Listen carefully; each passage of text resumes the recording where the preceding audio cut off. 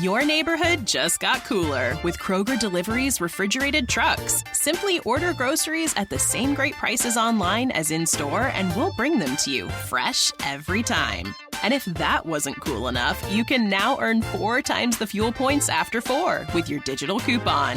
Choose a next-day Kroger Delivery time slot for 4 p.m. or later on Tuesdays, Wednesdays, and Thursdays. Must deliver by February 4th. Restrictions apply. See Kroger.com for details. This episode is brought to you by Progressive Insurance. Fiscally responsible, financial geniuses, monetary magicians. These are things people say about drivers who switch their car insurance to Progressive and save hundreds. Because Progressive offers discounts for paying in full, owning a home, and more. Plus, you can count on their great customer service to help you when you need it, so your dollar goes a long way. Visit Progressive.com to see if you could save on car insurance. Progressive Casualty Insurance Company and Affiliates. Potential savings will vary. Not available in all states or situations.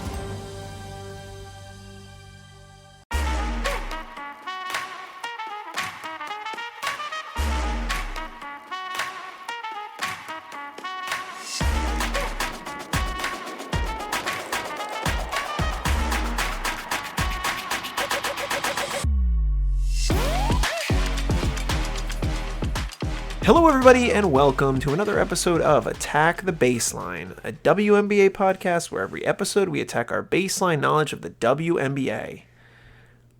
I'm so juiced. We just got off of watching Unrivaled, the inaugural evening, the first 2 games of the brand new 3-on-3 Women's Basketball League, and it friggin' rocked.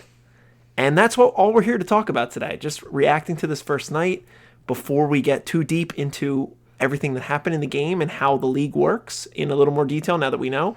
Kristen, what's up? It was a very fun night. I'm bummed that my Laces didn't play, but we had basically all the other teams play. John's Owls, Lunar Owls, won. That was very exciting. And a barn burner against the Mist. Yes. Incredible ending, incredible fourth quarter. We'll talk about the structure of that and how different it is. I thought they were very fun games, so much energy, so fast. Maybe too fast for me. After the first game, I was like, whoa, I'm tired. It takes a lot out of you. Oh, I have a whole nother game to watch now. But it was great. Yeah, it absolutely was. If this is your first time coming to listen to Attack the Baseline because you're a big fan of Unrivaled and you want to hear us talk about Unrivaled, welcome. Like I said, mostly WNBA podcasts, but this league is full of WNBA stars, and they made it work. You can send us an email at attackthebaseline@gmail.com. You can also connect with us on Twitter, Bluesky, and our new Instagram at ATBPod _ We're there. We're working it out. Kristen's trying to go creative. You know, we're going to go see Unrivaled in a couple weeks, so we want to be able to post somewhere. Instagram's a good place to post pictures, so we'll do that. But yeah, reach out to us there if you want to connect with us. And yeah, last thing I'll say before we get into the details of the game, 5-star ratings and reviews would go such a long way for us to help us continue to grow. But now back to the action. Let's talk about Unrivaled in general. So this is our first time seeing the league, seeing the product on television. I thought it was a fantastic night. Both, like you said, 2 very good games. Things we learned that I didn't know for sure. Obviously, we knew it was a shortened court, 72 feet instead of 94. Didn't really feel like it. Didn't really appear like that on the screen. No, it didn't look like it. I mean, I guess it felt like they were running faster because they got to the other end faster. So in that way, it seemed, shorter, but it didn't change really at all how I was viewing it. Yeah, pace was the biggest thing for me. Both games were really fast. Kristen already said how exhausted she was watching it. But, the primary play was grab the rebound and just go. And, we'll set up something on the other end once we get there. Because, and I didn't know this before tonight, 18-second shot clocks. You get 12 seconds when you get your own miss. So they're expected to, get up shots quick. It did make it feel faster. And I liked watching this way more than Olympic 3-on-3. Oh, yeah. Way more. Yeah. It felt more real of a game because it was the full court. Right. And like the camera angles and everything that you saw felt like you're watching a WNBA game, an NBA game. Very professional. The arena itself only holds 800 or so people. So it felt like the bubble, which is, people have said that that's kind of what it feels like. But you see these huge screens for just to follow the stats of each team, but only who's on the court at the time. It'd be like 3 segments on the screen for each of the 3 players on each side that's on there. Full stats and a full headshot. It was very cool. It was really cool seeing that. Like, just laid out so well. It has all the stats all together for each player. I loved it. 7-minute quarters for the first 3 quarters. So that also makes it pretty fast. It's about an hour and change to watch a game, which is nice. And then you get to the fourth quarter, and they use one of my favorite things in basketball, the Elam ending, it's called, which, if you've never heard of it, once you get to this fourth quarter, there's no time anymore. It's not on the clock. You take whoever's the team that's leading. In this case, in Game 1, it was the Mist. In Game 2, it was the Vinyl. You add 11 points to whatever their total is, and that is the score that you have to get to end the game. So in Game 1, the number to get to was 84. And in Game 2, the number to get to was 78. And Game 2, it took a little longer to get there than Game 1. Yeah, I wonder how long it actually was. Like, I feel like I should have timed it to see how long actually. I certainly felt longer in maybe both cases, a little longer than a 7-minute quarter, but not like teeth pulling, because maybe my favorite thing of the whole situation tonight is that whole fourth quarter is completely commercial free. Yeah, that makes it feel longer. It does make it feel longer because there's no cutaways, but you're there. You get to see them. If the coaches take a timeout, you get to be in the huddle with the coaches. We get to cut away to some interviews, like maybe Steve Nash is on the sideline. He was there. Alex Morgan. Really good cutaways for some really good, people that are heavily involved in the league. But it's just cool that you don't have to watch commercials when it's the highest leverage point of the game. I don't want to cut away when there's 5 points to go. Well, what do you mean? They're not playing. You're not missing them play when there's a commercial. Yeah, no, but like, then you're like, you fall out of it. You're like, I'm going to go grab a snack. Like, I don't know. It's just like, I love being focused until the end. Okay. I just think it's great. Well, I didn't particularly care one way or another about no commercials in the fourth quarter. But something I loved was how they structured the free throws. Yes. Which incredibly sped up the game. It's one free throw. Only one. Anytime you go to free throws. So if you get an and one, if you're fouled on the floor, if you're fouled shooting a 2, if you're fouled shooting a 3, one free throw worth as many points as shots you would have taken. Correct. So if you're fouled shooting a 3, you should shoot 3 free throws. You're only shooting one worth 3 points. Correct. So every time you're only shooting one thing. Right. That speeds it up so much. I hate sitting there. Dribble, dribble, dribble, dribble, shoot 10 free throws. It's so annoying. So this is great. I agree. And one is a normal 1 point after a made basket. So it really works. I think that was, yes, something that was a very smart rule for them to use. Trying to think of other things that we noticed or learned. Players can collect 6 fouls before they foul out. There were a couple players that got into early foul trouble, but I don't think anybody actually got close in these 2 games. Maybe 3. I don't think anybody even got to 4 fouls. But Yes, they did. Who was that? Skylar Diggins-Smith had 4 in the middle of the third quarter. See. And Angel had 4 at the end. Right at the end. Of the fourth quarter. Okay. Well, they... And we'll say this too. They played really hard. Every single player Yes. really gave a damn out there, which was Of course. awesome. I mean, I expect it. These are professional basketball players. They know this is the opening night of this brand new league. They have investment in it. They get investment from being in the league. So they want it to go well. Of course, they are playing hard. Yeah. Great broadcast. Great product. All things were... I honestly don't have a bad thing to say about the games we watched. But let's get into the games. Let's talk a little bit more about the nitty-gritty details, starting with my Lunar Owls and a come-from-behind victory against the Mist Basketball Club. Things that were pretty cool about this game. Stewie makes the first basket. The inaugural basket of Unrivaled, which is cool because she was one of the original founders, her and Fee, obviously. Stewie didn't end up having the best night, but also didn't have a huge shot diet. She only took 6 shots, ended with 6 points, got a ton of boards, but she is one to get a ton of boards.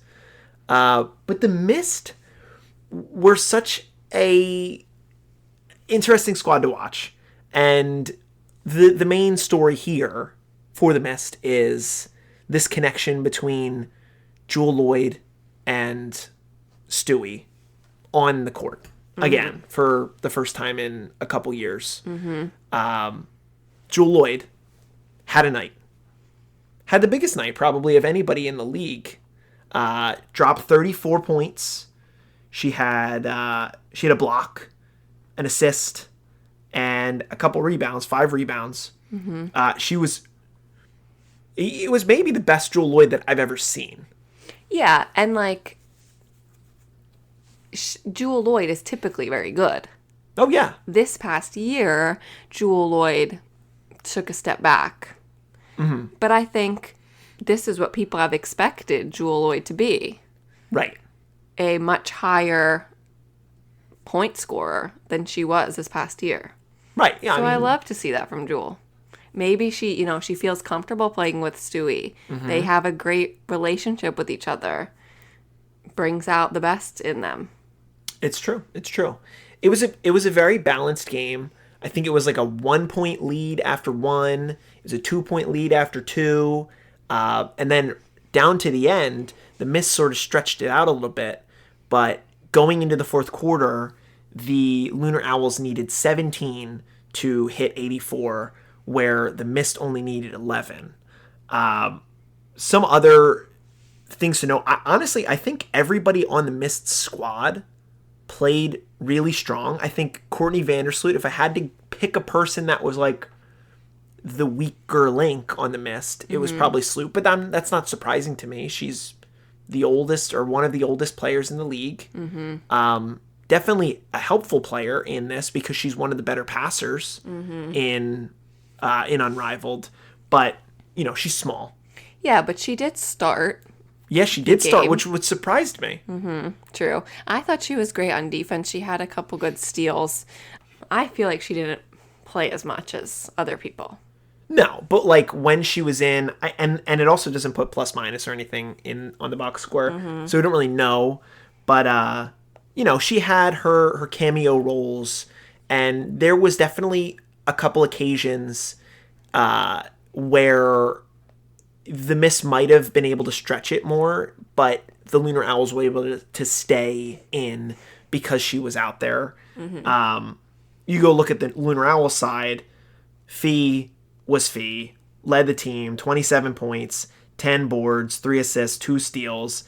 She was incredible. The only thing that she struggled at this game was at the line. She missed 2 free throws. The team actually missed a bunch of free throws, 5 for Lunar Owls, which when you're missing a free throw that's worth 2 points, that's, that could be a big deal. That's where it can screw you. Big time. Yeah. Courtney Williams was doing her thing, hitting mid-rangers. Skylar Diggins-Smith. Diggins-Smith. Yeah. This past season, I was not the biggest appreciator of Skylar Diggins-Smith, but now that I know that she's on my Lunar Owls, I need to be more of an appreciator. She did not have a great first half, but in the second half, she was as locked down of a defender as anybody I've ever seen. Well, she's always like that. She always has that energy, always. She does.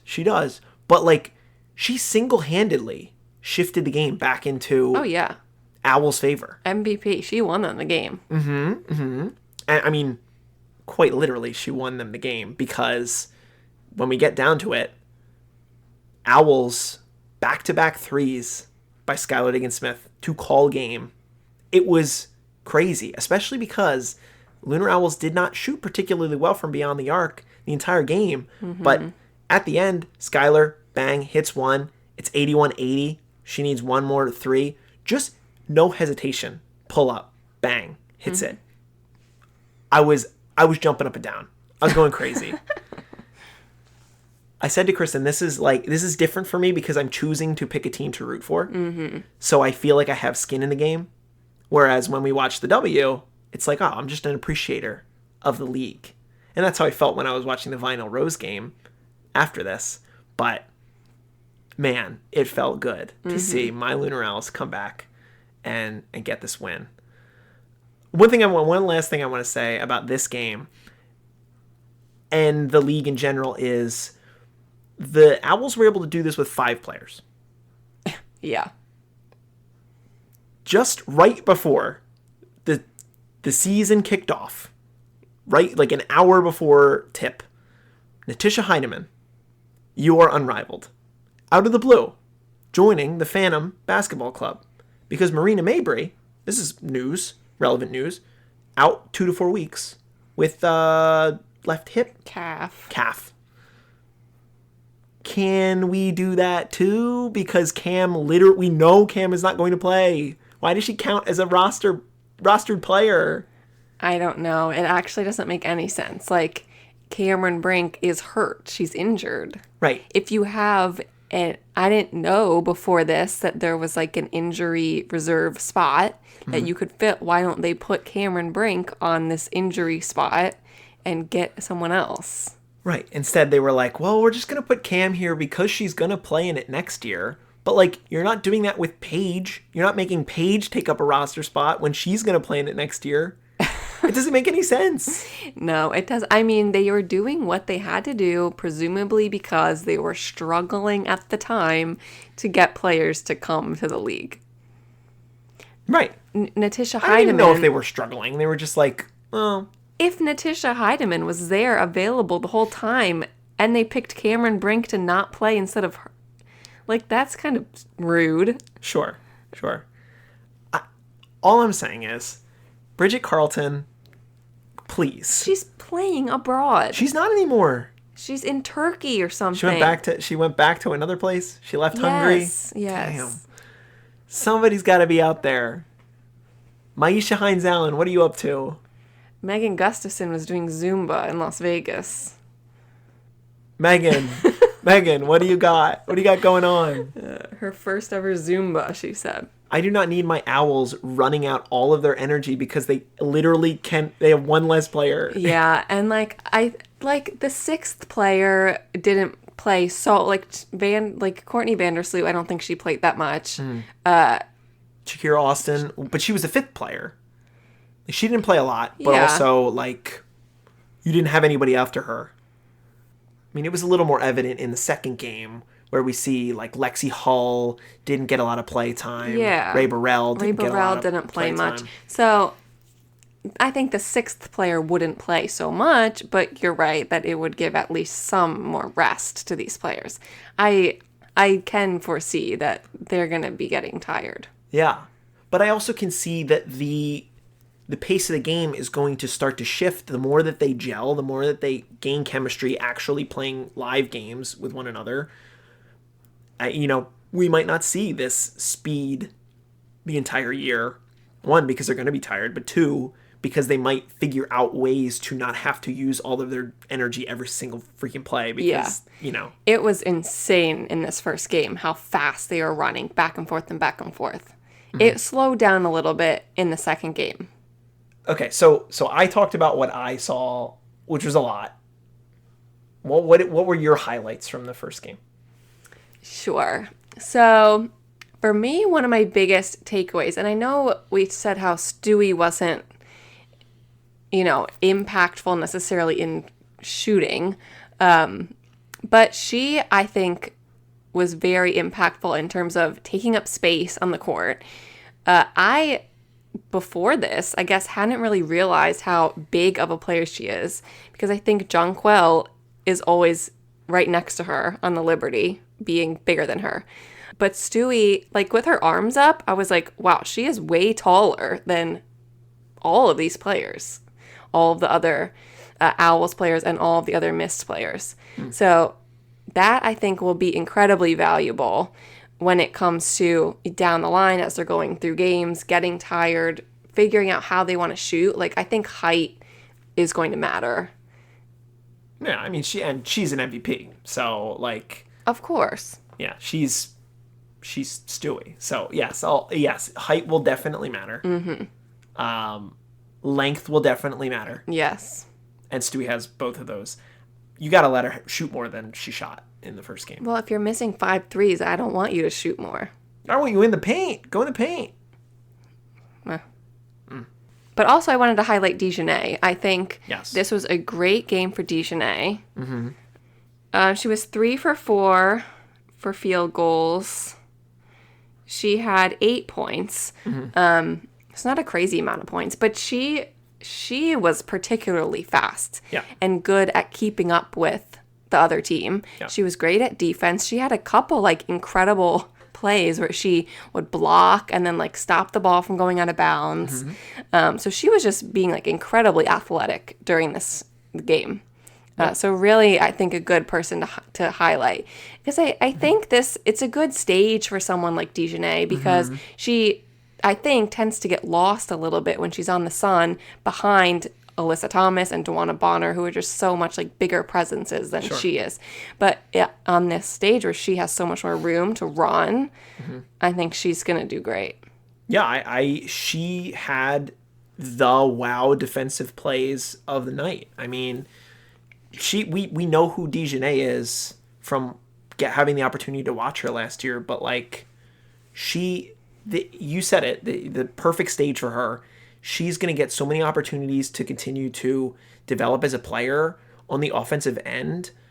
But her defense is her bread and butter. And in 3-on-3, being a really good defender is so, so valuable. Mm-hmm.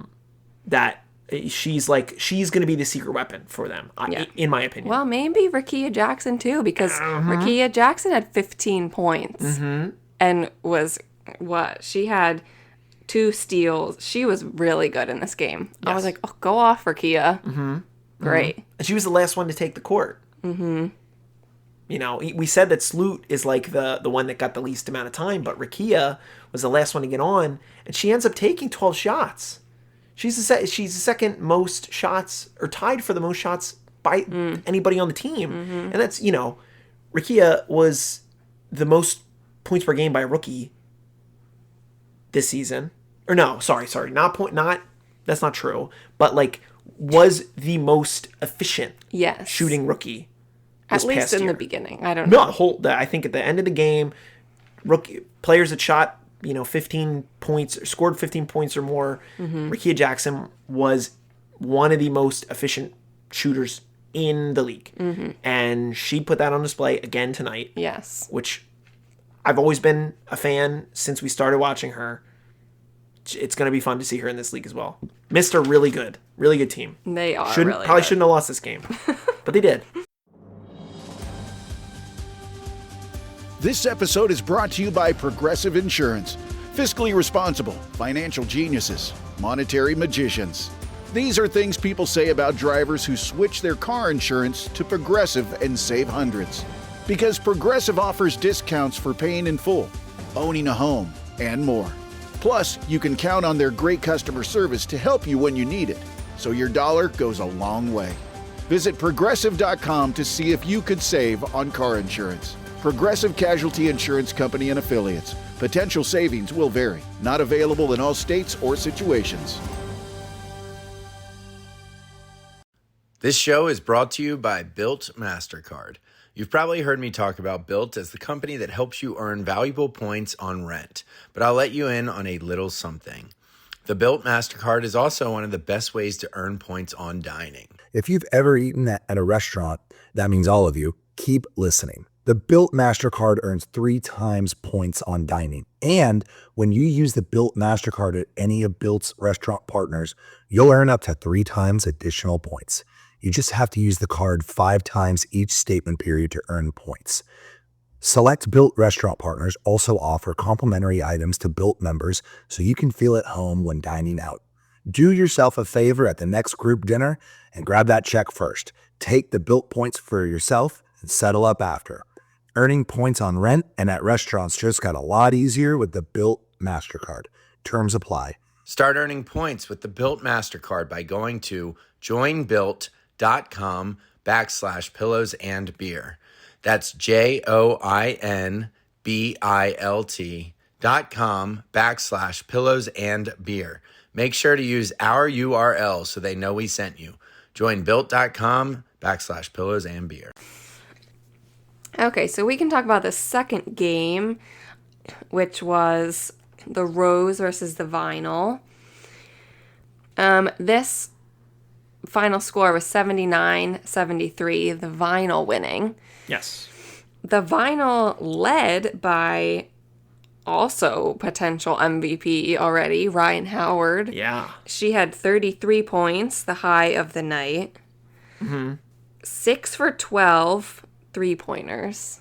She was hot. So hot. 5 in a row. Uh-huh.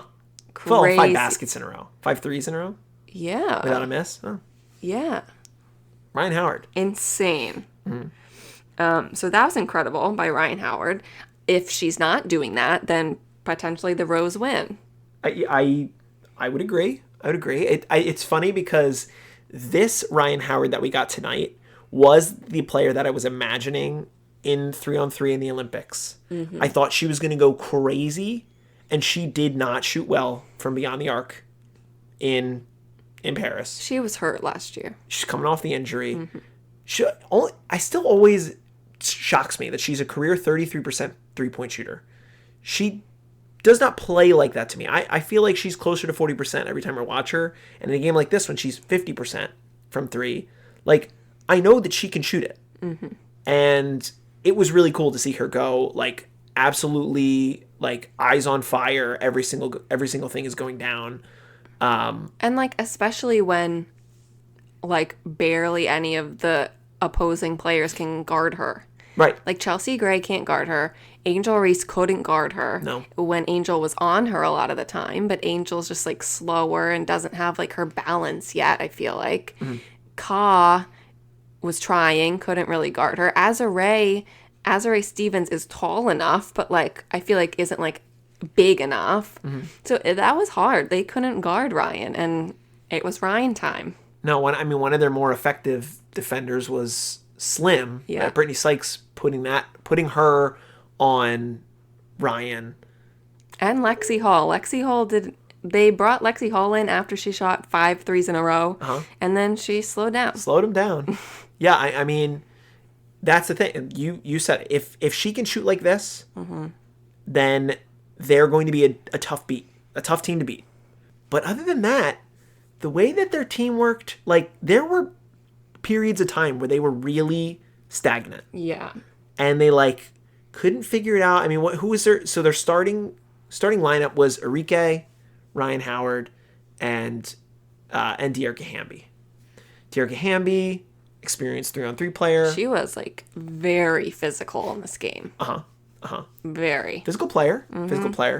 Her and Rhyne, they got a medal together, so kind of cool that they get to play here. But I think they struggled early, at least, to find some quality passing, because in my opinion, I don't look at Arike Ogunbowale as a typical point guard. She's a shoot first guard, in my opinion. Rhyne Howard, also a shoot first guard.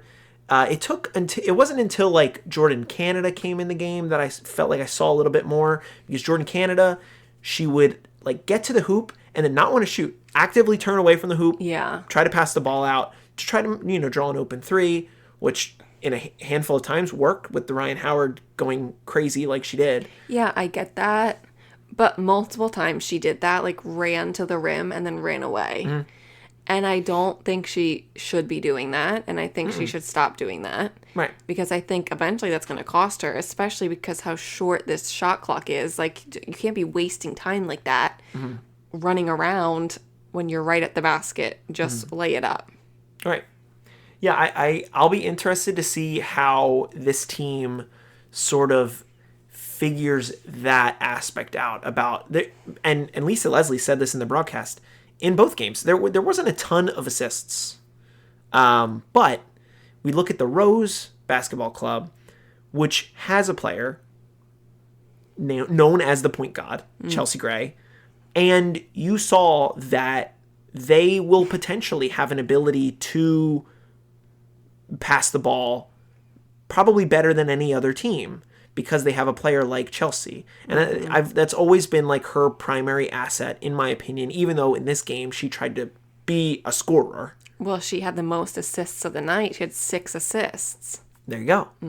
And she missed a couple. Well, you have to score too. Like, there's only 3 players. Correct. You have to do both. Correct. Right. So it makes an interesting dilemma for a player like Chelsea Gray. And she had 21 points.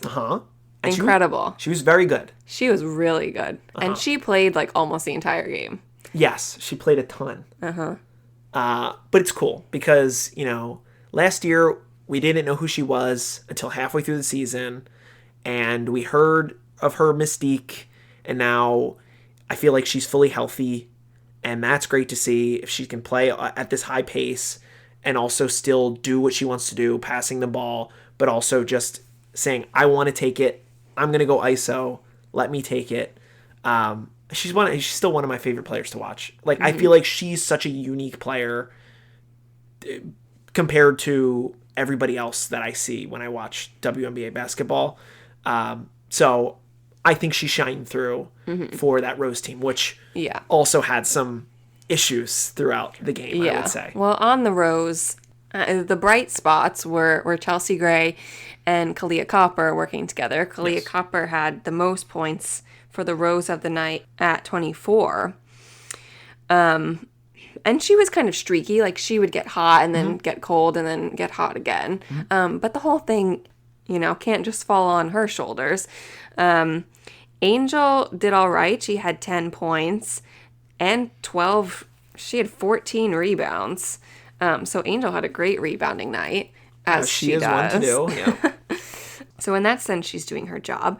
I would like to see Brittany Sykes play more. I feel like Brittany Sykes did not play very much.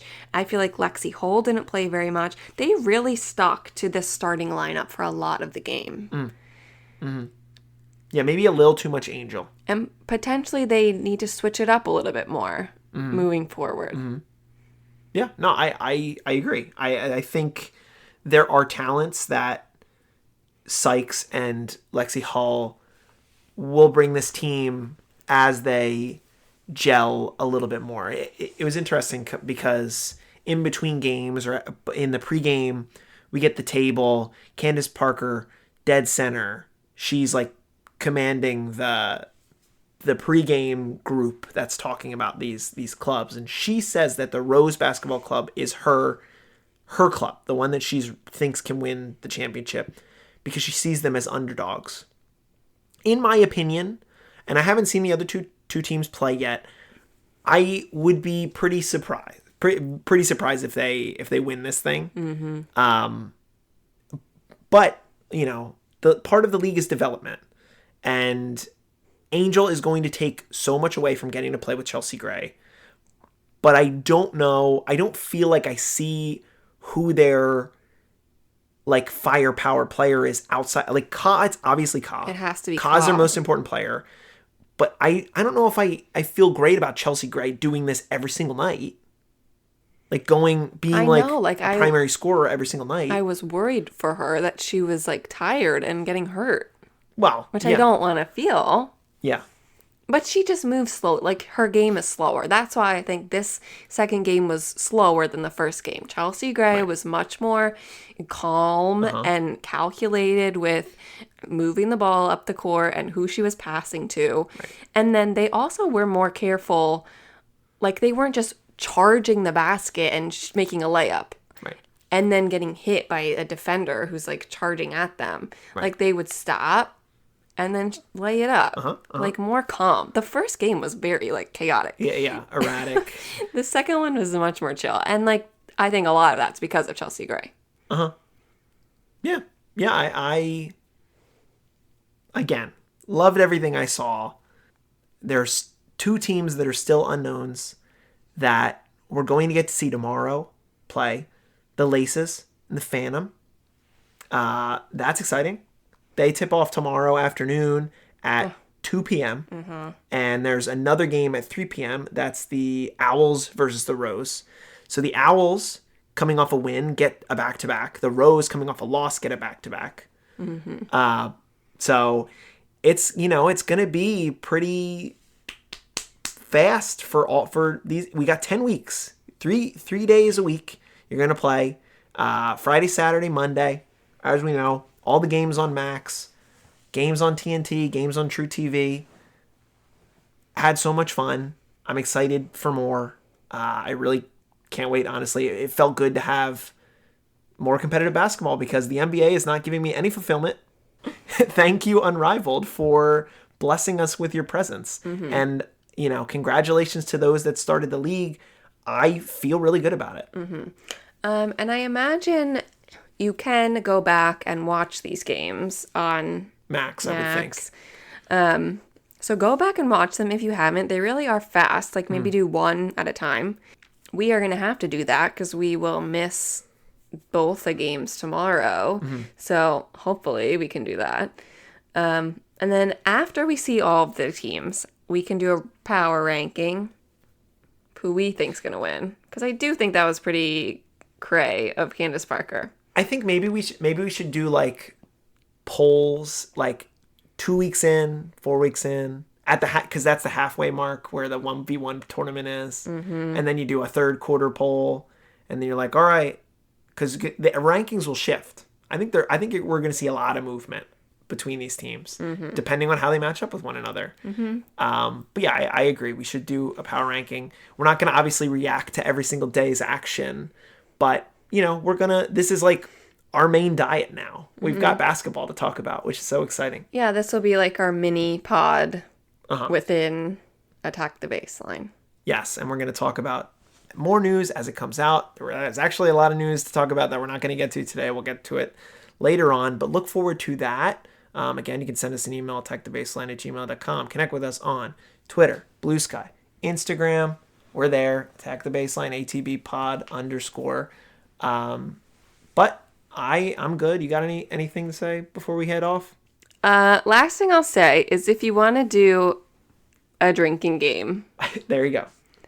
Take a shot every time Lisa Leslie says the boom boom room. Because you'll be drunk fast. Lisa Leslie was in this second game only. I only noticed it in the second game. She had like 5 things that she would say. Rhyne time. Boom Boom Room, 305 Barbie. What she had a couple more. Sweet Baby Ray. Sweet Baby Ray. Who may be hurt, we'll see. Yeah, that's true. Ray Burrell jumped in the stands, fell on the ground, hurt her rib. Yeah, Lisa Leslie, come up with a couple more things to say. Yeah. Think about it. Think about it, because it's going to kind of not be annoying. It's going to be annoying to hear it over and over again. But we'll see. We'll follow this. We'll keep this on close tabs. But anyway, that's going to do it for Attack the Baseline. Kristen, I am staring at the baseline. What are we going to do? Attack it. Attack the Baseline. Thank you so much for listening. We'll be back soon with more Unrivaled and more WNBA goodness. But until then, ta-ta for now.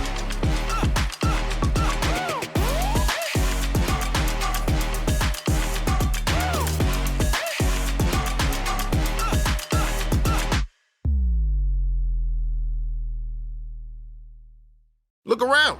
You can find cars like these on AutoTrader. New cars, used cars, electric cars, maybe even flying cars. Okay, no flying cars, but as soon as they get invented, they'll be on AutoTrader.